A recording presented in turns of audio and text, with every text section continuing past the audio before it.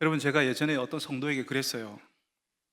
4층에서 예배 드리지 말고 3층으로 내려와서 예배를 드리자고 권한 적이 있었어요. 여러분, 그분이 누군지 모르시죠? 아시는 것 같네요. 예, 그분이 그러겠다고 했는데 예배 시작할 때 보니까 딱 4층에 있는 거예요. 그래서 제가 예배 시작하기 전에 정복도 성도님 3층으로 좀 내려와 주세요 그랬어요. 3층으로 내려오시면 예배 시작하겠다고, 다른 성도들은 좀 기다려달라고 제가 부탁을 드렸습니다. 참 감사하게도 그때부터 3층에 앉으시더라고요. 그분이 저에게 또 그랬어요. 다음번에는 맨 앞에 김명석 장로님 옆에 딱 앉겠다고 그랬어요. 예, 여러분 박수 한번 쳐주세요. 박수를 치는 이유는 약속을 지키라고. 모든 성도들이 다 증인이니까 당장은 아니고 조만간에 그렇게 하겠다고 했습니다. 여러분, 저는 왜 4층에 앉아 계신 성도에게 3층으로 내려오라고 부탁을 드렸을까요? 복덕님이 그랬어요. 제가 복덕님이라고 부르거든요. 4층에 앉으면 집중하지 않아도 된다고 하더라고요. 4층에 앉으면 집중하지 않아도 된다. 전화 오면 전화 받으러 나가고 전화기 만지작거리면서 예배 드릴 수 있다 하더라고요. 4층에 앉으신 분들이 다 그런 거는 사실 아닐 거예요. 근데 4층에서 예배 드려야 될 특별한 이유가 있는 분들이 분명히 있겠지만, 그렇지 않다면 저는 다들 3층으로 내려오셨으면 좋겠어요. 아무래도 3층이 예배에 조금 더 집중하기 쉽거든요. 특별히 오늘 우리가 읽은 말씀을 보면요, 딱 읽는 순간 무슨 말인지 몰라요. 어떤 흥미가 있을 게 하나도 없어요.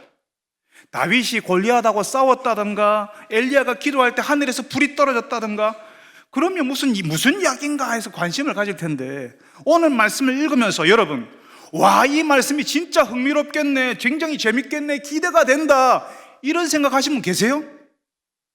흥미롭겠다, 재밌겠다, 그런 생각 하나도 안 듭니다. 그러니까 4층에 앉으면요, 이런 기대 안 되는 말씀보다는 그저 차라리 스마트폰 보다가 게임하는 것이 더 괜찮아 보이고요, 전화 오면 아이고 잘됐다, 전화 받으러 가야지, 이렇게 하게 되는 거예요.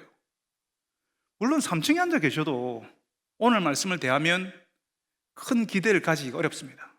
일단 내 생활, 내 일상하고 전혀 상관없는 말씀처럼 들리거든요. 그러니까 어떤 분은 오늘 말씀 첫 구절, 내가 가리니 너희가 나를 찾다가 너희 죄 가운데서 죽겠고 내가 가는 곳에는 너희가 오지 못하리라, 이 말씀을 딱 듣는 순간 그냥 귀를 닫아버려요.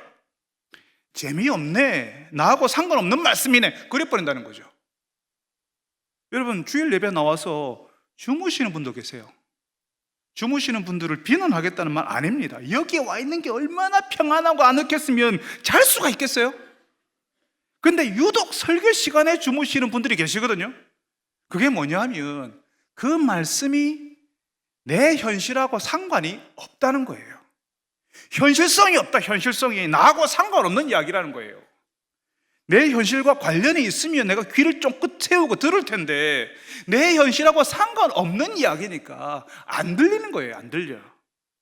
오늘 예배에도 이제 고등학교를 막 졸업한 10대, 만으로는 10대, 이제 성인이 되는 우리 10대 청소년들, 10대 후반의 청소년들이 같이 있는데요, 이 친구들에게 오늘 말씀은 성교육이야, 그러면 그래 하면서 갑자기 눈에 생기가 돌고 눈빛이 반짝반짝 빛날 수 있어요. 사실 제가 10대 때 그랬거든요. 그래서 우리나라 성씨는 김씨, 이씨, 박씨, 정씨도 있고, 그러면 다시 생기가 막 이 눈이 풀리면서 생기를 잃어버립니다. 젊은 세대들 학교, 학원, 대학, 취업, 이성교제, 연애, 결혼, 뭐 그런 게 현실적인 이야기예요. 그런 거 해주길 바라는데, 30대, 40대는 승진, 연봉, 투자, 아파트, 더 큰 자동차, 뭐 이런 게 현실적인 이야기라고요. 50대부터는 노후, 연금, 건강, 여행 가는 거, 이런 이야기에 귀가 열려요. 그전에는 이게 남의 이야기였거든요. 근데 딱 50대를 들어서는 것도 그때부터는 이런 이야기에 귀가 솔깃해진다고요. 이런 게 내 현실이 되거든요. 그래서 하나님의 말씀은 현실감이 없다고 느껴요. 그냥 차라리 인터넷, 유튜브가 훨씬 현실적인 이야기를 해준다고 생각하고 거기에 달려가는 거죠. 근데 여러분, 80이 훨씬 넘은 어른들, 90년을 인생을 사신 어른들에게는 무슨 이야기가 현실적인 이야기일까요? 성교육? 80대 어른들한테? 학교? 학원? 대학 가는 거? 취업하는 거? 승진하는 거? 연봉 얼마 받는 거? 아파트? 이런 것들은요, 80대, 90대 어른들에게는요, 의미 있는 이야기, 현실적인 이야기 아닙니다. 80년, 90년 인생의 마지막 부분을 살고 있는 분들에게는 그 인생 그 다음 이야기, 그 인생 그 다음이 의미가 있는 거예요. 죽음과 그 죽음 이후에 하나님과 함께 있게 되는 그 나라가 중요한 거라고요. 물론 여러분들 모두에게는 대부분 이런 이야기 현실성이 없는 이야기죠. 여러분 10대들에게 물어보세요. 승진, 연봉 뭐 이런 게 현실성이 있는 이야기인지 한번 물어보세요. 이야기해줘도요, 아무런 관심 없어요. 가장 현실성 있는 이야기는 관심 있는 여학생, 마음에 드는 남학생 이야기라고요. 다른 이야기는요, 크게 별로 와닿지 않아요. 제가 20대 초반일 때 제가 나이 30이 되는 것이 전혀 현실감이 없었어요. 내가 30이 된다고 설마, 너무나도 먼 이야기처럼 들렸어요. 딴 세상 이야기 같았어요. 건강에 관심을 가지는 것 하나도 관심 없었습니다. 뛰어다녀도 하룻밤 꽃박새도 괜찮았거든요. 결혼, 출산, 육아, 딴 나라 이야기죠. 그런데 닥치니까 이게 현실로 팍 와닿더라고요.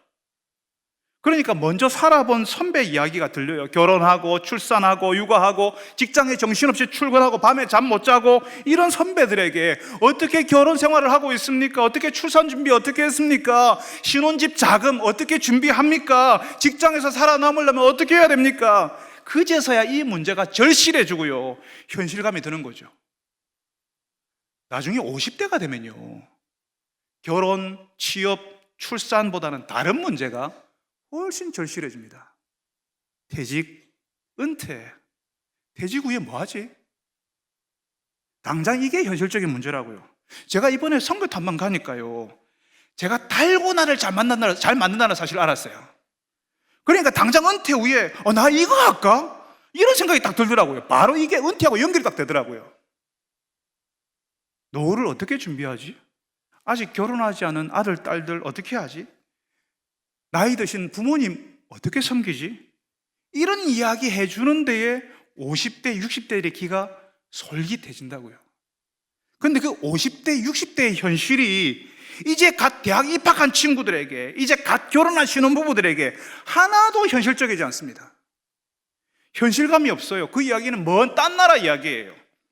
그래서 건강하게 내 인생 90이 되면, 어쩌면 90을 훨씬 넘기게 되면 우리는 어떤 게 현실적인 문제가 되겠습니까? 말씀드렸죠. 학교에 들어가고 직장에서 승진하는 거, 그거 이제 더 이상 안 중요하다고요.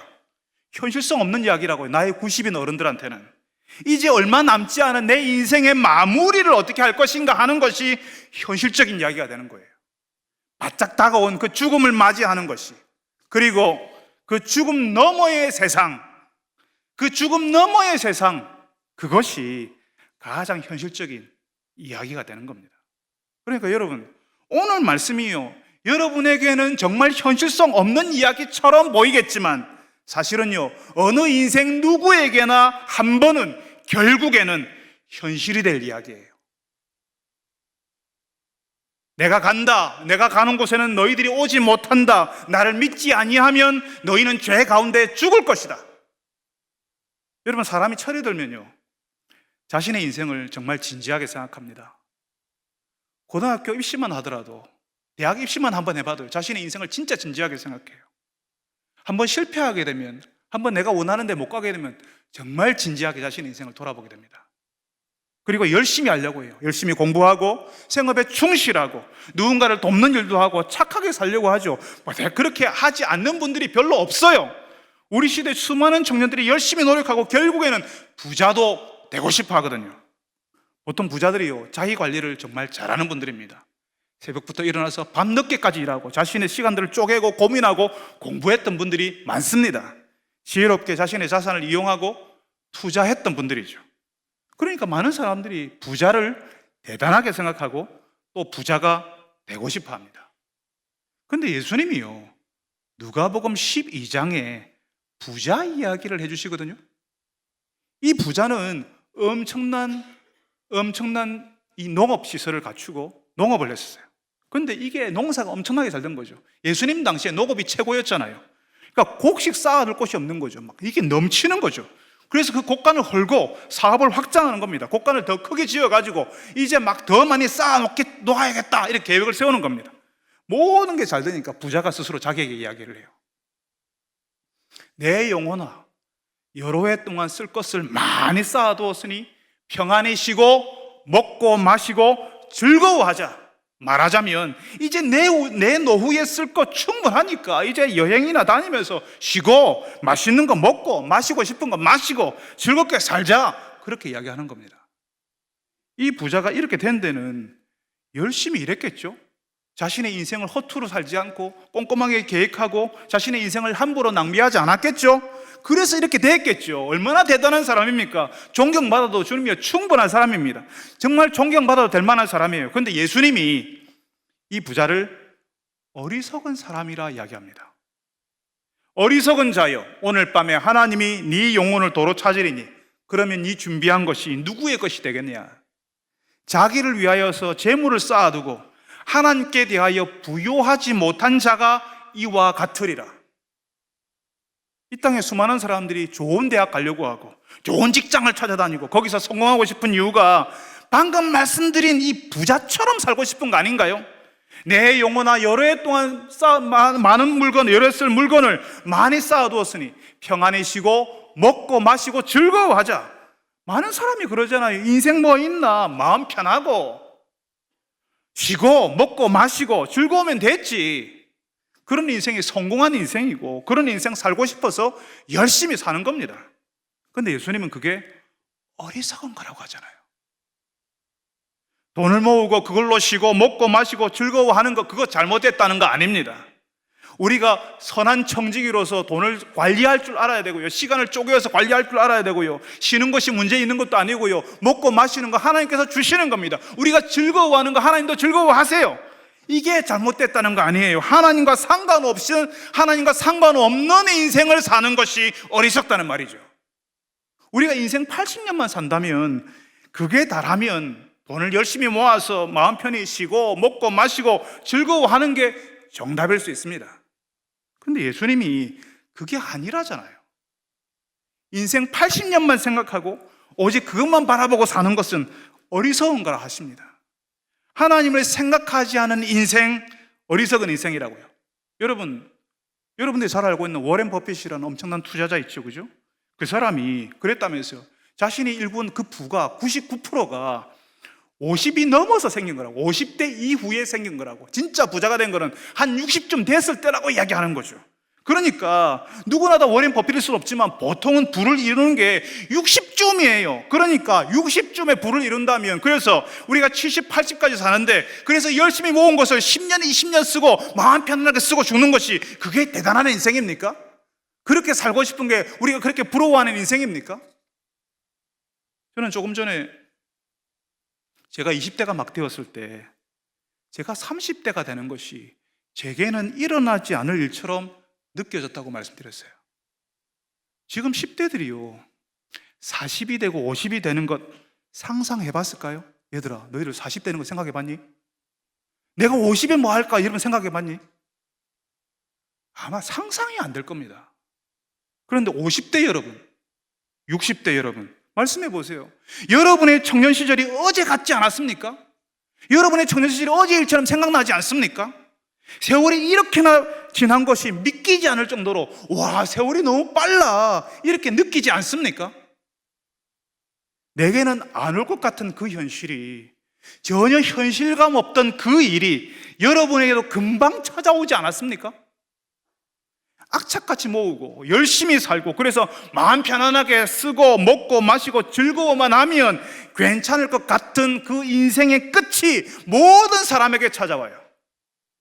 그리고 그 짧은 인생, 하나님과 상관없이 살던 사람들은 죄 가운데 죽을 것이고 예수님이 가신 곳에는 가지 못할 거라는 겁니다. 내가 가는 곳에는 너희가 오지 못하리니. 그렇지만 하나님을 의지하고 예수님을 따랐던 인생은 죄 가운데 죽는 것이 아니라 오히려 영원히 살고 예수님이 가신 곳에 함께 있게 될 겁니다. 여러분, 오늘 말씀은 우리와 상관없는 말씀이 아니에요.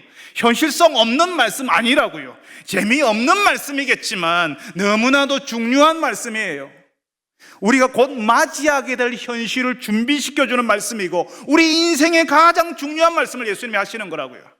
사랑하는 여러분들이 이 예수의 말씀을 들으시길 바랍니다. 여러분도 예수 믿고 예수님이 가신 곳에 함께 있게 되기를 바랍니다. 죄 가운데 죽는 것이 아니라 영원한 생명 얻는 사람들이 다 되시기를 바랍니다. 예수님이 내가 가는 곳에는 너희가 오지 못하리니 하니까요, 유대인들이 예수가 스스로 죽으려고 하는가 보네, 자결이라도 하는 건가? 이렇게 이야기했어요. 예수님이 가신다는 말을 듣고 있던 이 유대인들이 예수가 죽으려고 하는가 보다라고 이해는 했어요. 근데 예수님이 너희는 내가 가는 곳에 못 온다 하셨잖아요. 그러니까 유대인들이 마음대로 생각하는 겁니다. 그러면 스스로 죽겠다는 말이네, 자결한다는 거네, 이렇게 생각했다는 거죠.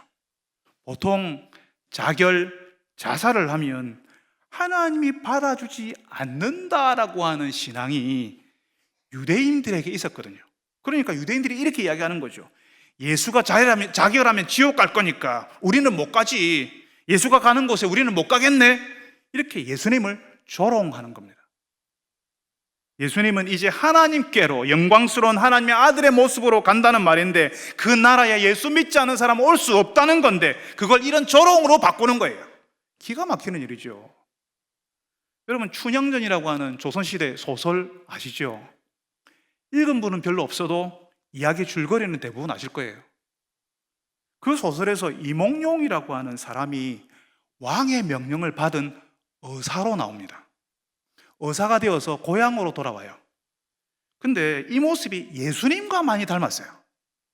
이몽룡이 의사로 돌아왔는데 아주 꼬질꼬질하게 남루한 행색으로 돌아왔거든요.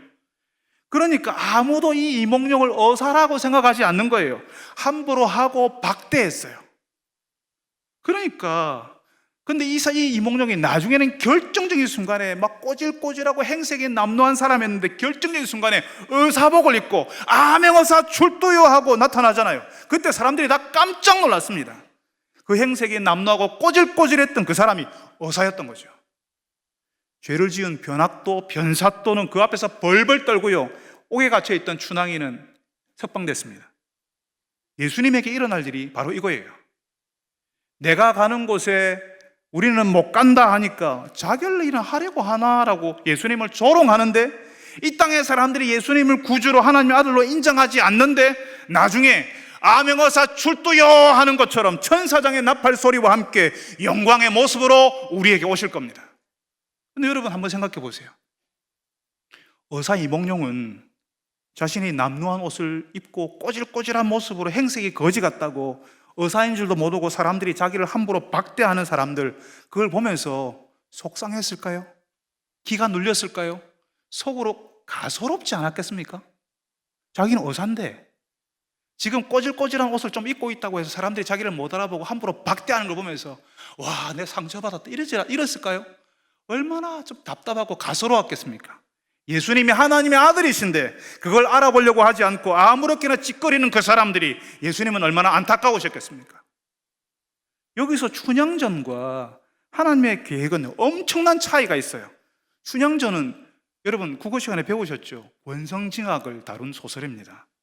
선은 권장하고 악은 벌한다. 선한 사람은 결국 복을 받고 죄를 지은 사람은 결국 벌을 받는다는 그런 게 세상의 이치다, 뭐 그런 얘기를 하잖아요. 그런데 예수님은 그게 아니에요. 하나님의 계획은 그게 아니에요. 하나님은 죄를 지은 사람을 벌하겠다고 하는 것이 아니라 기회를 주시겠다고, 용서하시겠다고, 다시 하나님께로 돌이키겠다고 하는 게, 그게 하나님의 계획이에요. 그래서 예수님을 보내시는 겁니다. 예수님이 가신 곳에 우리도 있게 하시려고요. 인생 80년이 다라고 생각하는 사람들에게 어떻게든 모아가지고 마음 편하게 쉬고 먹고 마시고 이렇게 즐기면서 사는 것이 인생의 전부라고 믿고 있는 사람들에게 예수님이 가신 곳을 알려주시는 겁니다. 하나님의 나라, 하나님의 세상을 우리에게 주시려고 하는 거예요. 그 하나님의 나라, 그 하나님의 세상엔 우리 스스로는 못 가거든요. 예수님이 말씀하셨잖아요. 내가 가는 곳에는 너희가 오지 못하리니. 23절에도 비슷한 말씀을 하셨어요. 너희는 아래에서 났고 나는 위에서 났으며 너희는 이 세상에 속하였고 나는 이 세상에 속하지 아니하였느니라. 너희는 아래에서 났고 나는 위에서 났으며, 여기서 아래는 하나님과 관계없는 세상을 이야기하고요, 위는 하나님의 세상을 말하는 거예요. 우리는 하나님과 관계없는 세상에서 나서 하나님과 상관없이 살았어요. 그렇게 살다가 죽어도 우리 할 말 없어요. 그런데 하나님께서 우리를 살리고 싶으신 거죠. 하나님의 나라, 하나님의 세상을 보여주고 싶으셨어요. 그래서 예수님을 보내신 겁니다. 여러분, 그래서 예수님의 임무, 예수님의 사명은요, 하나님과 상관없던 사람들을 하나님의 세상으로 끌어올리는 거예요. 예수님이 가신 곳에 우리도 있게 하시려고 하는 거죠. 그 하나님의 세상, 예수님이 계신 곳을 우리 힘으로는 갈 수 없어요. 예수님 의지해야, 예수님 손 잡아야 갈 수 있어요. 예수님이 기준이고 예수님을 통하지 않으면 그 세상을 경험할 수 없다는 거죠. 그런데 많은 사람들이 이걸 인정하지 않아요. 그냥 화를 냅니다. 예수님이 기준이라는 말이, 오직 예수 믿어야 한다는 그 말이 마음에 안 드는 거예요. 예수님이 기준이라는 그 말이 마음에 안 들어도, 받아들이고 싶지 않아도, 그래도 어쩔 수 없어요. 하나님께서 그렇게 정하셨어요. 여러분, 은행에 통장이 있죠. 통장에 비밀번호 여러분들이 넣죠. 여러분, 인터넷 계정에도 비밀번호 하죠. 그 비밀번호 제대로 안 넣으면 은행 통장에 있는 것 인출할 수 있습니까? 빼서 쓸 수 있습니까? 통장에 아무리 많은 게 들어있어도요, 비밀번호 맞지 않으면 통장이 열리지 않아요. 인터넷 계정에 들어가려고 하면요, 맞는 비밀번호를 넣어야 돼요. 그렇지 않으면 못 들어갑니다. 하나님께서 하나님 나라의 비밀번호를 예수님으로 해놓으셨어요. 우리 마음에 안 들어도 할 수 없어요. 사람들이 인정하지 않아도 어쩔 수 없어요. 하나님께서는 예수님을 하나님 나라의 패스워드로 지정해 놓으셨어요. 그러니까 예수 믿지 않으면, 예수 의지하지 않으면 하나님 나라가 열리지 않는 겁니다. 하나님의 나라를 경험할 수가 없어요. 예수 의지해야 하나님의 나라가 열리고 하나님의 세상을 경험하는 겁니다. 여러분, 저는 방금 예수 믿으면, 예수님 의지하면 하나님의 나라가 열리고 하나님의 세상을 경험한다 했어요. 오늘 말씀 24절에 너희가 만일 내가 그인 줄 믿지 아니하면 너희 죄 가운데 죽으리라 하셨거든요. 예수님 안 믿으면 죄 가운데 죽는데, 그러면 예수 믿으면 죄로부터 멀어지고 산다는 말이잖아요. 그러니까 예수 믿으면, 예수 의지하면 죄로 죽는 것이 아니라 하나님 나라 백성으로 사는 것을 경험한다는 거죠. 제가 설교를 시작하면서 우리 교회 정복덕 성도 이야기했어요. 용서해 주세요, 복덕님. 이번에 제가 알았는데 복덕님이 당원이래요. 당뇨가 있다고요. 혈당 검사를 했는데 정상인의 서너 배가 나왔다고 했어요. 당뇨가 무서운 게 당뇨 합병증이라 하대요. 상체가 잘 낫지 않고 눈도 안 좋아지고 자칫 잘못하면 몸에 쇼크가 온다고 하더라고요. 물론 당뇨라도 상처나면 약을 써서 고칠 수 있죠. 그래서 당뇨지만 탄산음료 계속 마시고 단음료, 밀가루로 만든 빵, 거기에 설탕 듬뿍 발린 도넛 계속 먹을 수 있어요. 마시던 술도 계속 마실 수 있어요. 뭐 안 좋아지면 약으로 치료하면 되잖아. 그런 생각을 가질 수 있어요. 그런데 이렇게 살면 절대로 당뇨는 좋아지지 않습니다. 당뇨는 훨씬 심해질 거예요. 한번 치료받을 수 있고 잠깐 그 증상은 괜찮아지겠지만, 상처난 것들은 약을 바르고 어떻게 해서는 좋아지겠지만 당뇨는 훨씬 심해질 겁니다. 이게 치유되고 좋아지려면요, 사람이 달라져야 되는 거예요. 복덕님이 얼마 전부터 보니까요, 살이 쏙 빠졌더라고요. 새벽에 일어나서 계속 운동을 했대요. 음식도 가려 먹더라고요. 아마 그전에는 그렇게 안 했을 거예요. 막 새벽 2시에 뭐 먹고 막 그랬을 거예요. 근데 당뇨를 극복하려고 하니까 이전과는 다른 생활을 하는 거죠. 사람이 달라지는 거예요. 여러분, 예수 믿고 하나님의 나라를 경험한다는 말은요, 사람이 달라지는 거예요. 이전과는 다른 생활을 하는 겁니다. 예수님을 내 인생의 주인으로 모시고 사는 생활을 실제로 하는 거예요. 하겠다가 아니라 실제로 하는 거예요. 그러면 죄로 망가지던 생활에서 하나씩 회복을 경험하는 겁니다. 당뇨 합병증으로 인생 끝날 수 있지만 다른 일상 이전과는 다른 사람으로 사니까 당뇨 합병증에서 멀어지잖아요. 그것처럼 예수님을 의지하고 예수님 말씀대로 살면 죄에서 멀어지고 예수님이 말씀하시는 하나님 나라 백성으로 살게 되는 겁니다. 죄 가운데 죽는 것이 아니라 죄에서 점점 자유로워지고 죽음의 생활에서 벗어나는 거라고요. 인생에 찾아오는 죽음도 예수 믿기 때문에 이제는 두렵지 않습니다. 오히려 죽음을 기다릴 수 있고요. 심지어는 기대할 수도 있습니다. 예수 믿는 사람에게는 죽음 너머의 세상, 예수님이 가신 곳이 있으니까요. 여러분, 당뇨 치료하겠다고 해놓고 아무것도 안 하면, 사람이 바뀌지 않으면 당뇨 합병증으로 치명적인 결과가 나타날 겁니다. 마찬가지로 예수 믿는다고 해놓고 예수님이 원하는 생활, 그런 일상을 살지 않으면 여전히 죄 가운데 신음하는 거예요. 예수 믿는데 예수 안 믿는 사람처럼 사는 희한한 일이 벌어지는 겁니다. 여러분, 하나님께서 예수님을 하나님 나라의 패스워드, 하나님 나라의 기준으로 삼으셨어요. 그 예수님 믿고 의지해야 하나님 나라가 열리고 하나님의 세상을 경험하는 거죠. 치유가 찾아오고 새로운 생활을 시작이 되는 겁니다. 그 예수 믿고 의지한다는 말은 내가 바뀌는 겁니다. 내가 이전과는 다르게 살겠다는 것을 말해요.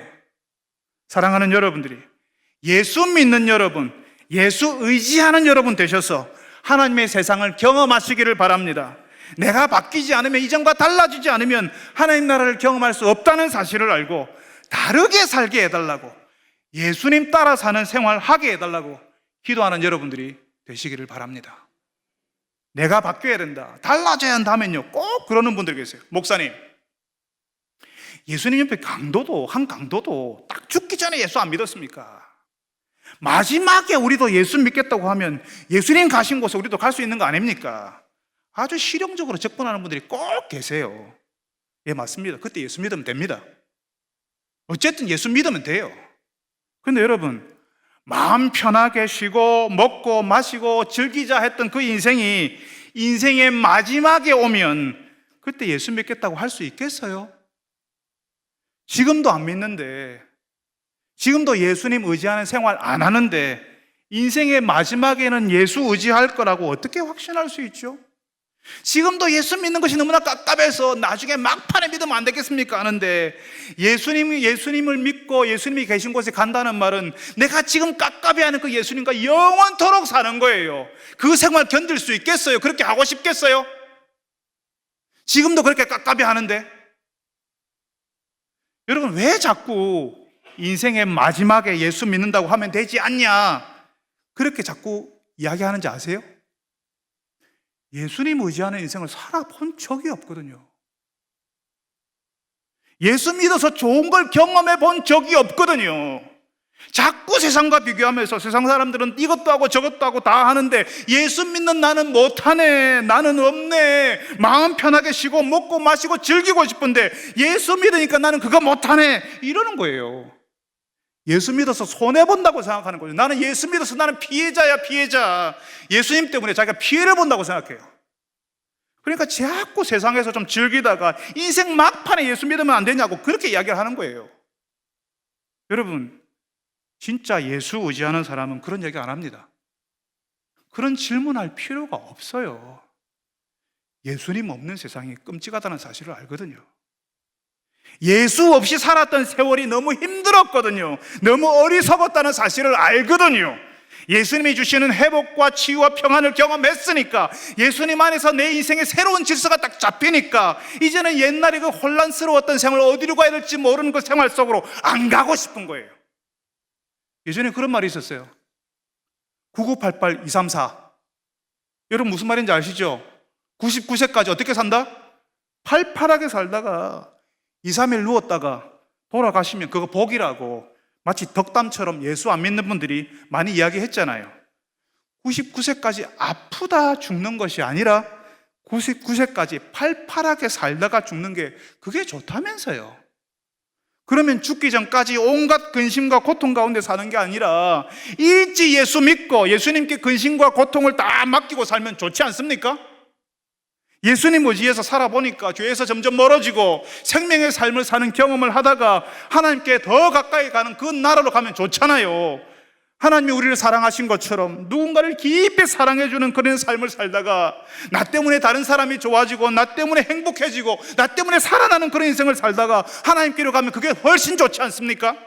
죽을 때까지 어떤 평안도 없고 하나님이 나를 구원하실지 안 하실지 그것도 몰라서 두려워하다가 하나님께 가면 그게 무슨 의미 있는 인생이겠습니까?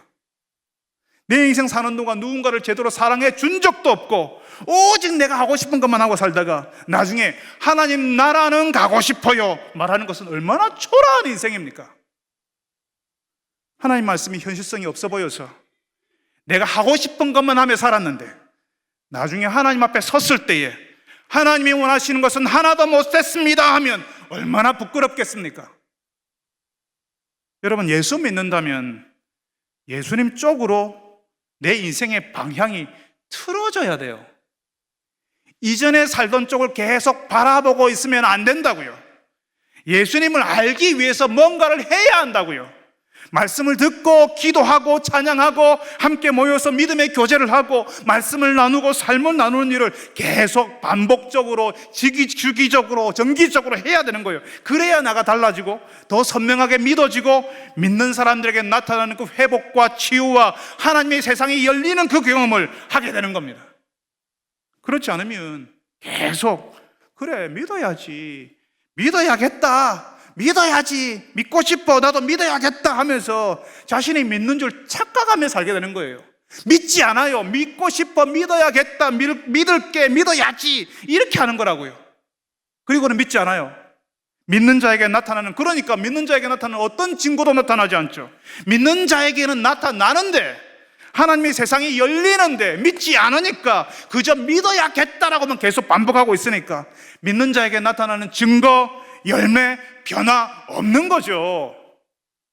당뇨와 멀어지겠다면 운동해야죠. 이전에 먹던 음식을 줄여야죠. 다른 음식을 먹어야죠. 생활 방식을 바꿔야죠. 그것처럼 예수 믿겠다고 하면 예수 믿는 일상을 가져야 되는 거죠.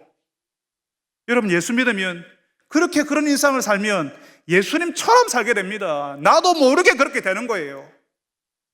예수님이 좋아하는 일을 하게 되는 거예요. 세월과 함께 내가 그런 사람으로 나도 모르게 그런 사람이 되어 있는 거예요. 예수님의 말씀에 귀를 기울이고 내가 어떻게 살기를 원하시는지 그거 알고 싶어서 하나님께 계속 귀를 기울이게 되는 거예요.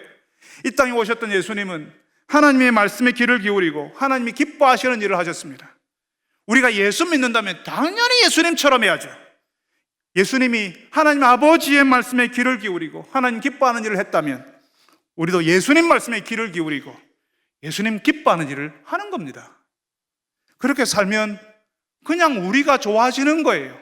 예수님처럼 살면 우리도 모르게 우리가 좋아지는 거예요. 죄에서 멀어지고 생명 있는 생활을 하게 된다고요. 마음대로 먹고 마시고 즐기는 인생과는 비교할 수 없는 인생, 하나님이 인정하시는 인생을 사는 거예요. 당연히 예수님 가시는 곳에 우리도 가겠죠? 사랑하는 여러분들이 예수 믿고 예수님처럼 사는 분들이 되시기를 바랍니다. 예수님 의지에서 따라가는데 내가 좋아지고 달라지는 것을 경험하시기를 바랍니다. 그래서 예수 믿는 삶을 이 땅의 인생과 비교할 필요가 없다는 것을 아는 분들이 되시기를 바랍니다. 거룩하신 아버지 하나님, 주님이 가신 그곳에 우리도 있게 하여 주옵소서. 예수님을 따라가는 삶이 어떤 삶인지를 주여 이 백성들에게 알게 하여 주시옵소서. 주님, 80년 인생으로 판단하는 그 인생 부러워하지 않고 영혼에 잇대어서 영혼에 걸쳐서 살아가는 그것이 얼마나 놀라운지, 생명 있는 삶이 무엇인지, 사랑받으며 사랑하는 삶이 얼마나 감격적인 삶인지, 얼마나 주님의 가슴 뛰는 일인지를 이 백성들이 알게 하여 주시옵소서. 주님이여, 그 주님을 바라며 예수님처럼 사는 주의 백성들이 되게 하여 주옵소서. 예수님이 가는 그곳에 너희들은 오지 못하리니가 아니라 내가 가는 그곳에 너희들도 있으리니라고 하는 그 말씀을 듣게 하여 주시옵소서. 예수님의 이름으로 기도합니다. 아멘.